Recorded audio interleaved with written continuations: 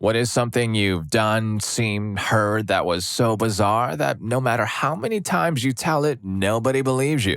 I'm going to keep an open mind for all of these stories and just initially assume everything I'm going to say and everything you're going to hear is true. My ex, who stole tens of thousands of dollars from me, secretly believed she was a witch, like, I can make things happen, sort of witch. I began to figure it out and called her out. She vehemently denied it. Then I caught her on IG paying a witch doctor from Haiti to cast a love spell on me with my money. The dude sent her a damn video of some voodoo BS, candles, and crap on a beat up table and some hovel to prove he had done it. She eventually left after a lot of drama, and I found her stupid little witchcraft garbage hidden all over the house, rocks and random things in various pockets of my clothing, string hidden in the pocket of my favorite jeans, little candles hidden away, feathers jammed into things, stuffed places over doorways and windows. She had problems. Yeah, I bet she must have been hot as heck, right? Story 2. My hometown has a very unique looking bar. The signage and style are very iconic to the bar. The bar is also definitely not a chain as my family knows the owner well and he's run the place for the past 35 odd years. Imagine our surprise when on a trip in Thailand to find the exact same bar down to the unique way they spelled the name of the place and all the signage. My family tells a guy back home about the place and he cannot believe an exact replica of his original concept bar exists. Story 3. I was in a Waffle House in High Point, North Carolina once at like 2:30 a.m. with my friend, slightly buzzed ourselves but not intoxicated by any means. This was like 1998. So a man walks in, very intoxicated. He was probably in his early 40s. He doesn't say a word. He just walks over to the jukebox, puts in some coins, and plays Flowers on the Wall by the Statler Brothers. As the song started, he stood on top of a table and sang every line, quite well actually. When the song ended, he dismounted the table and walked off into the night. The only reason I know this absolutely happened is because my friend remembers it too. It was honestly a spellbinding experience. Story 4. When I was 8 or 9, I was working on my paper route when a wolf ran out of someone's house and started coming towards me when the owner screamed at it, and it turned around. I'd never seen a wolf in real life before, but I also had never seen a dog that size that also looks like a wolf. I hauled back home and told my parents, who were like, sure. A couple of weeks later, it was in the news that those neighbors had been illegally keeping a couple half-wolf bred dogs. Story 5. Was working register one evening at a crappy little grocery store when this lady walked in, asked for a pack of Cools, and as she's reaching for the money, 3 of her teeth just fell out and onto the counter. I remember the noise they made when they hit the counter to this day. She didn't give a damn, just grabbed them, got her change back, and walked off. Nobody ever believes me when I tell this story. I was in such shock that I barely believe it myself. She didn't give a crap. Story 6. I was in elementary school and a circus was in the city, and they thought it would be cool to bring the elephant to our schoolyard. It was awesome, even though we were only allowed to watch it from inside the classroom as it walked around with its tamer. My parents told me I was talking crap and they will be very angry if I don't stop to talk about it. There was an elephant at our school and I couldn't tell them what made me sad. Story 7. A woman disappeared in a single bathroom at a cafe I worked at. I'm not saying I believe in the paranormal, I'm just saying what the heck happened to that lady. We were completely quiet. Outside, there was a snowstorm, not a single soul in the cafe besides my coworker and I. I had a broken foot and I was sitting on a stool at the register. One woman walks in, says she has to use the bathroom before she orders. We both watch her go into the bathroom. The only exit from the building requires that she walk directly in front of me to leave, so I would definitely see her if she left. I didn't move from my spot the entire time as I did have a broken foot. No other customers came in during this whole thing, and we start to wonder what's taken her so long after a half hour or so. The bathroom is still shut and locked and the light's still on. After 45 minutes, my coworker knocks to check on her. No answer. After an hour, we decide to unlock the door ourselves because we are thinking the worst happened. When we opened the door, she just wasn't there. There was no feasible way she could have left the building without me seeing her. The vent in the bathroom was far too small for anyone to fit in. So where did she go? And it's not just me hallucinating. My coworker witnessed it all too. Still creeps me out to think about it. Story 8. Anything I do, I'm incredibly clumsy and oafish, to the point where a former classmate of mine would tell me if it was anyone else, I would not believe them in the slightest, but I just know this actually happened because, yeah, it's you. He's one of the few who believes my next level of stupidity. So for reference, I once spent 2 minutes on the phone talking to myself. Because in the time span of less than a minute, I had forgotten I tried finding my phone, used the landline to call myself, found my phone, saw I had a missed call, called back to the caller. I said mom as I was at home and spent a good 2 minutes frustrated because my mom wouldn't pick up the phone and annoyed the landline started ringing. Instead of making the connection, I picked up the landline and switched between putting my phone and the landline in my ear, frustrated that neither my mom nor the other person was replying to me. I learned I am, in fact, a very patient person, but also incredibly blunt. I'm still recovering. Story 9. When I was golfing one day, a father and son were paired with another single and I. So we go out, and I learned that it's the son's birthday, which is cool because it's also my birthday, and wifey gave me a day off from the baby, so I figured I'd get around in. I asked him how old he was since we seemed about the same age. Turns out we were born on the exact same day. Crazy, right? Well, it turns out getting to know them a little more as the day goes on, they're from New York. Well, I was born in New York. I asked for craps and giggles where? Long Island. Me too. Mercy Hospital. Silence for a second or two. Are you freaking kidding? No, same day, same year, same hospital. Story 10. I caught a state record fish about 10 years back. I was with a group of 3 other people. We all had calibrated scales and weighed the fish on all 3, and it beat the record by 3 ounces. They weren't ready to leave yet to go to the official scale, so I set it on the beach and we did some last casts and cleanup. Anyways, a bear ended up taking the fish, as evidenced by the bear tracks where the fish was and the fish being gone, while we were just around the bend for like 10 minutes. Nobody besides those people that were with me believes me that I could be in the state record book but lost the fish after I caught it. Wow, that's the first time I've ever heard of a real-life sighting of a Yogi Bear. Let's go. Story 11. When I was maybe 6 or 7 years old, I went to work with my dad one summer day. There was an older man in the lobby area of the office waiting for an appointment. He started talking to me and asked what my favorite candy was. I told him it was this white nougat candy that had these little jelly bits in it. I don't even know what it was called, and it's not a very common candy. He reached into his pocket and pulled out the exact candy I described. It seemed like magic. I took the candy but was afraid to eat it and a bit ashamed I accepted candy from a stranger. I gave it to my dad and was going to tell him what happened, but he opened and ate the candy. I never told him, but watched him closely that day in case it was poisoned or magic. He's still alive, so I guess the candy was fine. Alright, so we went from an IRL Yogi Bear to this story starring Willy Wonka? Story 12. I didn't think that it was that weird, but I went to a museum in London where they had a piano in the cafe area. A guy goes over to the piano, flexes his knuckles, and proceeds to play about half an hour of the most insanely elaborate pieces you've ever heard. Just absolutely knocks it out of the park. He finishes, stands up, takes a bow, and everyone in the cafe bursts into spontaneous applause. People are cheering. It turns out that he's a Russian concert pianist in town for a performance that weekend, and we all just got a preview of his show. Everyone I've told about this finds it entirely unbelievable because everyone clapped. I just get the same old response referencing the meme, which I don't really get, because I'm pretty sure most people would applaud a concert pianist. Oh well. I've actually seen this a couple of times on TikTok. Story 13. During a hurricane, I took the opportunity while the island I was living on was abandoned to get rid of an alligator that was in the lake where I worked. I went to the workshop and sharpened a broad-tonged pitchfork into some nice sharp tips. I hopped in a golf cart and went to find that gator. I had my coworker/adventure pal with me. We spotted him right at the same time he spotted us. He started swimming away. My buddy said, "Aw, we missed him." I said, "No, yeah, we didn't." I jumped out of the cart, grabbed the pitchfork, ran for a couple of steps, and lost it. The gator had to have been 40 feet from the bank, and the pitchfork caught him perfectly square in the side.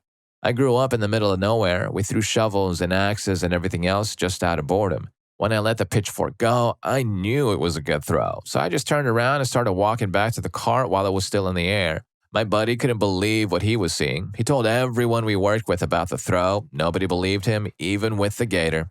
I think OP would have probably made a pretty sweet three-point shooter too. You know how you see Stephen Curry just kind of let the ball go, just walks away knowing it's going to be a swish. Story 14. I was walking to Target with my sister on my birthday, December 7th, and told her about how bummed out I was that every year for the last 3 years, some random old guy, never the same one, would start a rant about how kids these days don't know about Pearl Harbor and have no respect. Some would put a fun twist on it like, "Do you know what day it is?" She was laughing. There was no way, and I just shrugged it off. These guys would be old guys on the way to veteran centers, but clearly not that old. I'd be riding the bus and usually coming home from college classes, so maybe I made an easy target for them in a convenient, captive audience on public transport. And I have the extra bonus of being part Japanese, but my sister is blonde, so fun times. Later, we were in line at the store, and a bored old guy leaned over and asked, "Do your kids know what day it is?" My sister burst out laughing to his astonishment, and I quietly answered, "It's Pearl Harbor Day, sir." Story 15. When I was around 8, I was sleeping on the couch and I awoke to two men breaking into our duplex house. All I could see was their shape and one of them holding a small flashlight. I was so terrified I couldn't move or speak, I honestly don't think they saw me or knew I was on the couch. After they left, I ran into the room of my foster parents and woke them up. They didn't even get up, just told me to go back to bed because they didn't believe me. Well, they woke up to a bunch of stuff gone, and then they blamed me because I didn't get them when the men were in the house, so they called my caseworker and gave me back to the state. I had to move to a new home after that, where it was in my file that I was known to quote-unquote steal. I never have. So every home I lived in after that had everything locked up. Story 16. I grew up on the coast of Lake Erie. When I was around 17, a friend and I were sitting on a beach and had been there for several hours just talking. The whole time we were there, we had been following this light in the distance. It looked like a bright boat light, but maybe miles away, and it looked like the boat was searching for something because it kept going back and forth while moving closer to us with each pass of the lake. It had gotten decently close to us to the point we stopped thinking it was a boat because the movements were so smooth, it didn't seem like the waves were affecting its movement at all, and it was sweeping the lake entirely too fast. Then it stopped moving altogether. Light shot out from it in every direction. The entire lake was instantly illuminated, and for a split second, we could see everything like it was the middle of the day. As the light dimmed, the ship shot diagonally into the sky and disappeared, leaving a blue-green trail of light behind it. You know, I was thinking one of these UFO-type sighting stories would have come up a little bit earlier in the script, but hey, as long as this is the only one, I'm good with just one UFO story. Unless, dear loyal listener, you've got one of your own, so let me know in the comments section below. I am always down to read personal stories from our community. Story 17. One day, I was sitting in my car in a Walmart parking lot. My husband had run into the store for just a few things. It was snowing heavily, so within a few minutes, the car was covered in snow. All of a sudden, I felt the car rocking side to side. I thought my husband was doing it, so I just sort of laughed it off, but it kept going. Not being able to see what was going on due to the snow on the windows, I jumped out of the car just in time to see a guy throw one of our hubcaps in his car that was the same as his. He was parked right behind us, so I was able to get his license plate number. I ran into Walmart, repeating the number in my head. This was before cell phones. I called 911, and luckily there was an officer nearby. They found him still in the parking lot, but he sped off, throwing our hubcap out of the window. Turns out he was a very well-respected volunteer fireman in our small town. I don't recall what happened to him for the crime, but I do remember he got let go of his volunteer duties over a stupid hubcap. Story 18. I accidentally managed to ride my bike across my phone. It was in my bag on the front in my bike's basket when I hit a bump and it jumped out, hit the ground in front of my bike, and I ran straight across it. My phone was screened down on the road too, absolutely destroyed. I was 15 and my mom didn't believe me when I told her how it happened. Story 19. I was at an airport at 11:30 at night during peak lockdown with my mom, and we heard this absolutely incredible piano music. It was so loud it had to be live, but I thought there was no way it wasn't a recording. It was so good. We went down on an elevator, and lo and behold, there was a piano and an old man playing it. There was a cane and a wheelchair next to it. It seemed like he was spending some time waiting for someone to pick him up, maybe. I sat down near him, and my mom left to get our bags. There was nobody else in the whole huge area. He stood up, then sat back down and played a few notes, then stood back up and closed the piano. He turned and looked at me and smiled. "It's nice that there's a piano here, isn't it?" he asked me. I nodded and smiled. It's great to jam to it. If I had a guitar, I could really jam. He had this old rock star vibe about him, and I got the sense that he wasn't really all there. I said something along the lines of, "I think you jammed just fine without it. You're an amazing player." He thanked me and then asked if I wanted to hear a song. I nodded. He then proceeded to play and sing one of the most stunning songs I'd ever heard. I just wish I could remember the words. All I knew was that it was about whiskey. He had a phenomenal voice, and the way he played the piano was like watching an Olympic athlete compete. You just knew that you were watching one of the most talented people there were in the world. I just sat there, enraptured, until he finished, and I applauded. Of course, the moment he was calling me too kind and so sweet and starting to come closer to me was the time my mom came back, and all she saw was an old guy chatting up her 16-year-old daughter, so she hustled me out of there. I tried to tell her we were just talking about music, but our ride was there anyway. I just know he was somebody. I tried to find him online later, but the lyrics from the song had slipped my mind because I was so tired from traveling.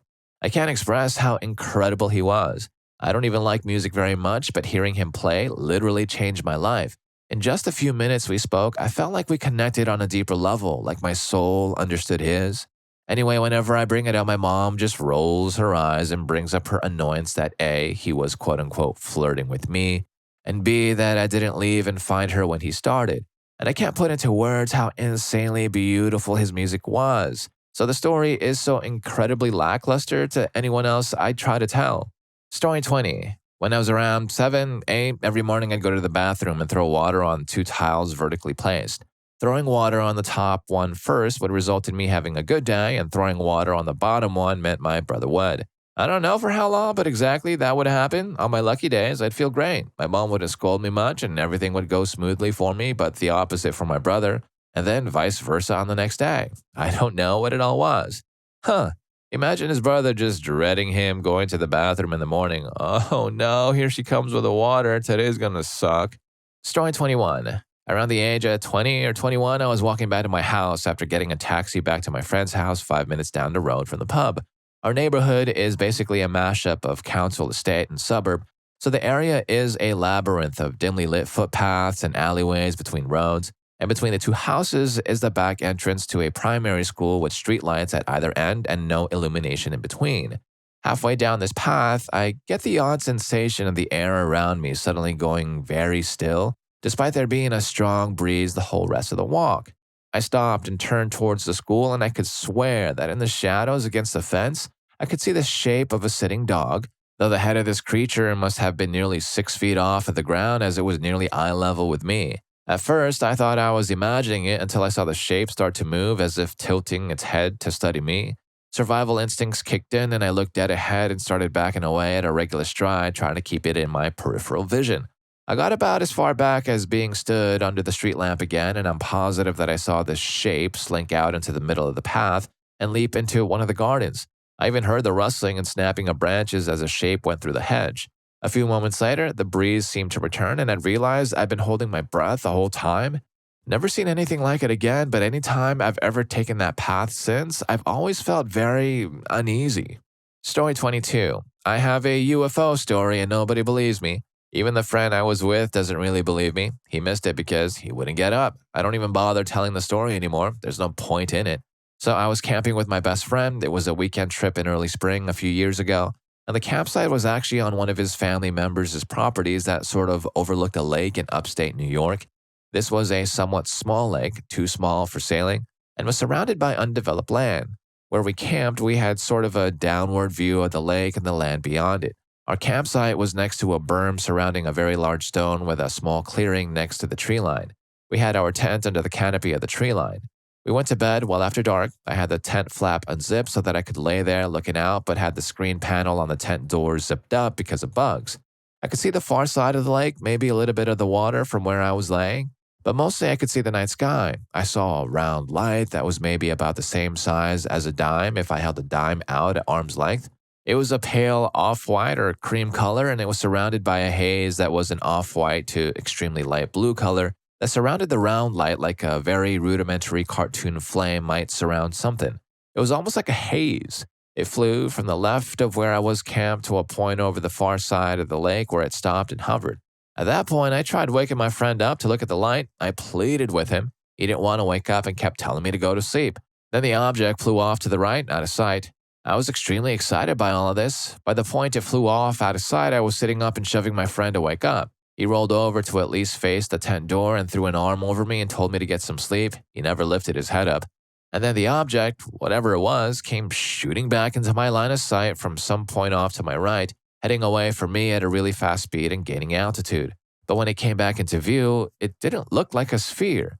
If you can hold a coin on its edge at arm's length, you would see a circle, which is how it looked when I first saw it as it flew over the lake. Now, if you were to hold a coin at arm's length and tip the top edge towards you like 45 degrees, That's what it looked like as it shot off into the sky. It moved at blistering speed as it shot off. I had a clear line of sight of the sky it flew off into, and it gained altitude until it disappeared from sight far off in the distance. I got really scared then. I made my friend wake up and stay with me. I did eventually fall asleep, but that was the weirdest thing I ever saw. And if any of these stories are super weird to you yet and you're enjoying the video, please don't forget to hit that subscribe and like button for more videos like this. More weird, yet true stuff coming up. Here's story 23. I was once driving and a family of raccoons crossed the road. One parent, two siblings, the mother and one of the siblings crossed first, and the last sibling was just starting to cross. I crap you not, the other sibling waved the other little one over, like, come here, it's safe to cross now. I was also with my girlfriend, and we were both shocked. One of the coolest, cutest things ever. I tell that story every once in a while, and nobody believes me. Story 24. I was in Vegas 2 weeks ago and had just gotten back in my car at a restaurant. I had reversed into the spot and the car next to me had pulled in nose first, relevant later. The two women in the car next to me were standing at their open back passenger door doing something, and the one reached her hand down the back of the other's pants, rooted around for a minute, and then pulled her hand out and smelled it. Then she did it a second time. I rolled my front passenger side window down and that got their attention. The one doing the rooting made eye contact and then turned the deepest red I'd ever seen. By far, one of the weirdest things I've ever witnessed. Story 25. Years ago, California was having a recall election, the one that Arnold Schwarzenegger won. I was in a bar with some friends in San Francisco and in walks Captain Morgan. He'd been there a few times before as a promoter, encouraging people to buy drinks made with their rum, but this time he was running for governor. He had buttons and a sash and a couple of good-looking assistants and was running around the bar promoting the rum while campaigning. About 20 minutes later, and as best as I could tell for no other reason than because it's San Francisco, someone in a giant duck costume walks in, it was not Halloween, like a rubber ducky sports mascot. The duck and Captain Morgan end up dancing on the dance floor. The next day, I decided to mess with one of my friends. I teased her about how intoxicated she got at the bar. She argued, I only had a couple of drinks, and I gaslit her. You got so intoxicated you kept telling us that Captain Morgan was dancing with a giant rubber duck. She was about to swear it happened but realized it was so strange that she relented. I guess I was intoxicated. Story 26. I skated around my city a lot when I was younger. I would see the same homeless lady pushing a grocery cart from time to time. One day, I was smoking out of my friend's second-story window and saw this lady out in the street. As I'm taking a hit, I watched her grocery cart get stuck and fall into the street. Out came like 15 squirrels. I started busting out laughing, and before my friends could see, she was gone. The cart was gone, all gone. I don't think they ever believed me. Another time, I was smoking with 3 other people, 2 girls and a dude. As the 2 girls were talking, dude passed me the stuff, and I blew the smoke upwards, and there was like size of a large box drone. It was weird. It was just slowly hovering over the backyard, not too far up in the sky, and it was quiet too. I remember looking at my friends and they were too busy talking except Matt. I was like, yo, did you see that? And he nodded, and we were in a weird state of shock because what the heck was that? Story 27. I grew up in a small city in Ohio. When I was a teenager, I was washing my car towards the end of my driveway. I was squatted down next to the tire cleaning the wheel when I heard what I thought was someone approaching me on the sidewalk. I turned my head to look over my shoulder when there, within arm's reach, was a large horse with a man dressed in a cowboy attire riding it. I imagined the look on my face was comical because he just chuckled, said hello, and they both kept moving down the sidewalk. I've never seen anyone around town with a horse ever again, and that was over 20 years ago. Story 28. When I was about 9 years old, I was selling those stupid world-famous chocolate bars to raise money for a field trip in school. Me and a classmate decided to team up and hit a specific neighborhood together. We were knocking on some old man's door. We could very clearly see him lying in his recliner chair watching TV with his eyes open, just completely ignoring us. We pounded on the door for a good 3 minutes, and this man didn't even flinch. We even yelled through his window that we could see him and called him a schmuck. Later that evening, the friend I was with called me and told me to turn on the local news. Someone had come to check on their elderly father and found him silent in his reclining chair in his living room. The news station showed the house, and it was definitely the front door we had been knocking on. Story 29. When I worked at Six Flags in the late 90s, a group of guys in various levels of drag came up to my stall to play a game. In the back, there was a well-known actor under a lot of makeup. I caught his eye, looked confused, and was about to say something when he shook his head slightly. I kept quiet, and they stayed for about 10 minutes playing games and really playing it up. I'm not proud of it, but I told coworkers, friends, and family. No one believed me. I won't say the name here because that person isn't out about that yet, but it was certainly bizarre and no one believed it. Story 30. In my community growing up, there was a really tragic incident when I was little, around 7. Someone harmed their family and then themselves. I didn't really understand that kind of thing could happen until a kid at school told me details, even their name. It really scared me, and I had bad dreams for a long time. About 10 years later, a hairstylist came to our house. I didn't know her, and we were just chatting about regular stuff. Then, out of nowhere, I really wanted to talk to my friend about that old tragedy in our small town. About 15,000 people. It just felt like a creepy story to share. The stylist started acting strangely and suddenly asked, what was her name? And I told her. She was shocked and said, oh my goodness, that was my biological parent. She was really confused about why I'd bring it up, and I honestly have no idea why I did. I didn't know her or her family name, so I had no idea she was related. She then shared some of her story about them and how they hadn't been in contact before it happened. But seriously, I have no clue why I just had that urge. I'm 21 now, and it still crosses my mind a lot. Story 31. I was working on a data analytics project and got curious and pulled together a lot of different reports using data from a variety of sources, and then I created a lot of visualizations and maps. I further got deeper into behavioral analytics and systems. I discovered everything is data. The things in your room, the air, the table, the sun, your movements, your thoughts, it's all data. Since everything is data, we can make correlations and identify various effects, events, outcomes, patterns, all using similar tools and processes. Literally, your thoughts, actions, choices can be influenced by data, and in fact, your thoughts, choices, and actions are data. With the right equipment, we can identify signals in your brain to the point of even vaguely translating your thoughts to text. Granted, it requires a huge, expensive machine. Google it. It's actually really interesting. Everything is data. Since everything is data, we can use the same processes on different things to gain insight. We can then use this information to change how things are and the way they behave. Now, if I told you this stuff 70 years ago, you would think I had psychosis or schizophrenia, but it is grounded in scientific and statistical fact. It's brilliant and bizarre. Story 32. I met a psychic in a Wendy's parking lot about 10 years ago. I don't remember how we got talking, but I didn't know her from Adam, and I didn't share any identifying information. I'm aware a lot of psychics are good at cold reading, but she did more than that. She knew dates of major events in my life, as well as names and descriptions of people close to me. I remember specifically mentioning my best friend, and she was like, oh yeah, Sally Sue. Like it just popped into her head, and it was Sally Sue. And Sally Sue has a very uncommon name. I then referenced my friend's mother, and this lady just popped out with a pinpoint accurate description. Her mother is very unique looking, interrupting me in the middle of my story. Taking another second, she popped out the name. She knew what year I started smoking and what day I quit. She knew my birthday. She knew the extra details to every conversation thread I began. At one point, she suddenly started crying, told me to be careful in the future, and quickly left.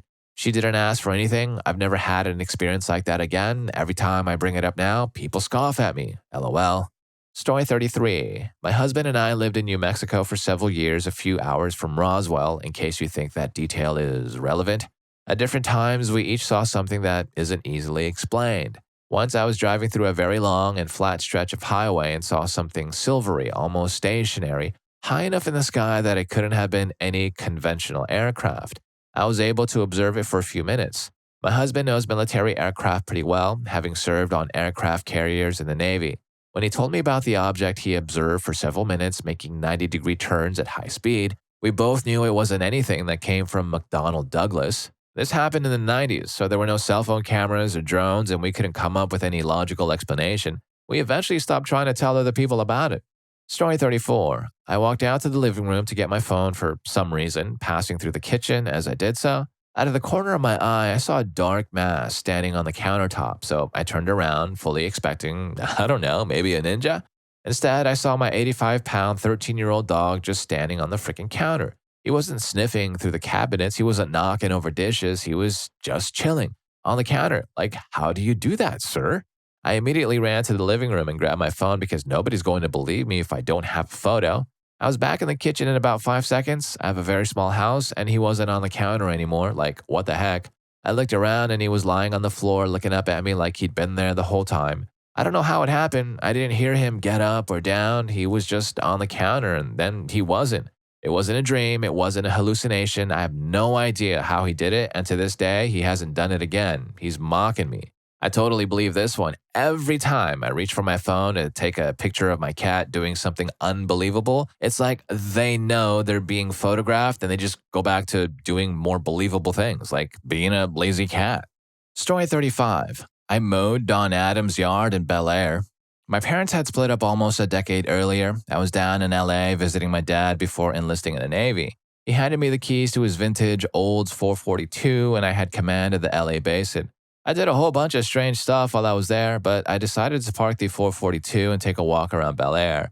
I heard a very familiar voice. I was a big fan of Get Smart and used to watch Tennessee Tuxedo when I was a kid, just blasting somebody for something. I peeked around a huge hedge and saw Don Adams screaming at his gardener. He fired the guy on the spot, then he looked over and noticed me. He asked me if I would mow his lawn. I did, and he paid me $100. I didn't even ask for an autograph. I've never asked any celebrity for an autograph, not even my hero, Jeff Bridges, who I shared a flight with returning home from Scandinavia.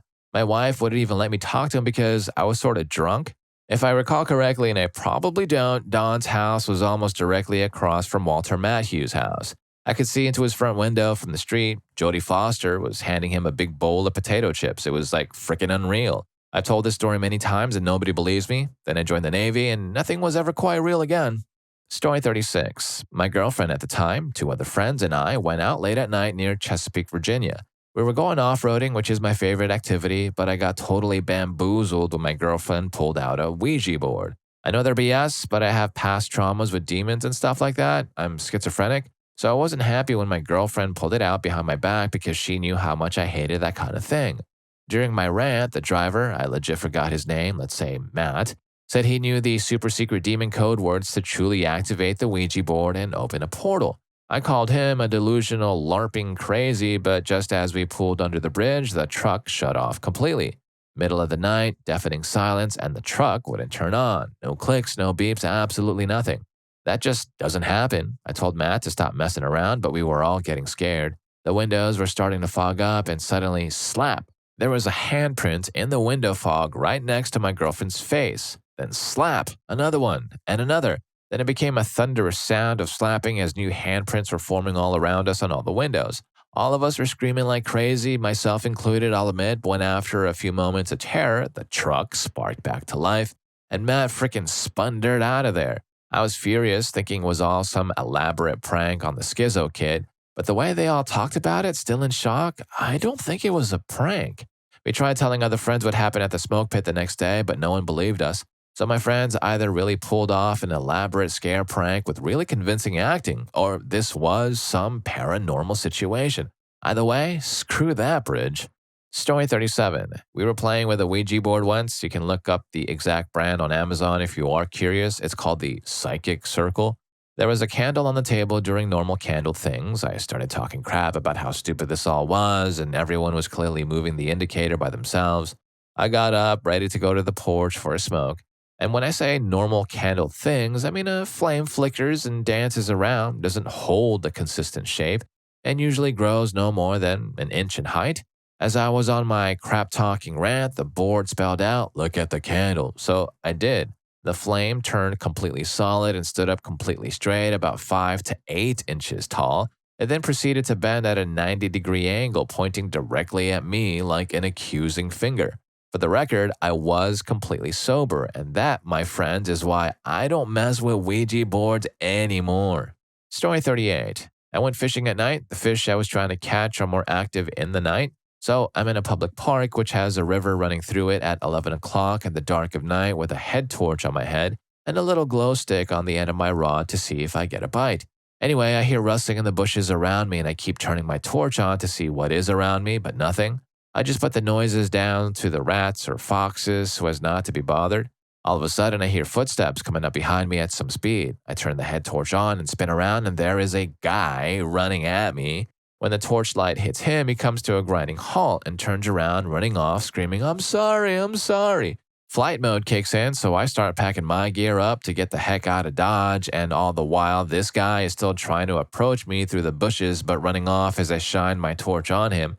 Fair to say, I was crapping myself and ran out of the park with a tiny fishing knife in my hand. Story 39. I once had a dream about my brother who was in a foreign country getting injured by some guys in a fight. I told about this dream to my mother, and a couple of days later, when my brother was on a video call with us, he had an injury in exactly the same place that I dreamt about. He told us some story about getting hit, but not in full detail, but my dream was pretty accurate regardless. Had I not told that to anyone, no one would have believed it. To this day, it is bizarre. Story 40. I saw a flying saucer about 20 years ago, pretty close in the sky, but low down, close enough that I could see with absolute certainty that I was looking at a large metallic aircraft with electric lights on the underside. No visible means of lift or propulsion, no rotors, no wings. Did not make any sound, sat perfectly still above me while I just stared at it for like 2 minutes. Then shot off at an extraordinary speed, taking only a few seconds to go from right above me to across the horizon and out of sight. Still didn't make any sound when it did that. Story 41. I lived in the Philippines very young, and we were at our beach house with 15 to 20 friends, and back then, once you left the capital, there was zero TV or radio. Mount Pinatubo exploded at the same time a hurricane hit and caused the ashes to fly like the end of days. We were sitting, as per usual, after a day of swimming and smoking and saw on the horizon a massive cloud approaching. It soon became obvious either it was a nuclear explosion or the sun had blown up. Day turned to pitch black night in a matter of minutes and it started to snow. As far as we were concerned, it was the end of the world, 100% without doubt. What ensued next was crazy. People on their hands and knees praying, crying, people messing with people left and right, drinking shot after shot, confessing horrible secrets and stories. About 35 of us, including 10 locals who were maids and drivers, etc., stayed in a room for 12 hours as we all believed the big explosion was around the corner. To see so many people crippled in fear and simply knowing they were going to pass away soon was insane. Everyone spoke their deepest, darkest secrets out loud, and many, as mentioned, took the time to lose their V card and even admit to being gay, etc. Slowly but surely, the storm passed, and we awoke to 5 to 6 inches of snoot for hundreds of miles. I don't think anybody there ever brought up the experience ever again to each other openly, but it was something I don't think many people have ever experienced. I had intimacy with 2 friends, maid, and I made out with one of my friends' mothers in the bathroom. I don't feel odd or guilty about it as the fear one feels knowing because it's right there that it's all ending cannot be explained. And if any of these stories got to you, here's more for you. YouTube thinks you're going to love this. I'll catch you in that video.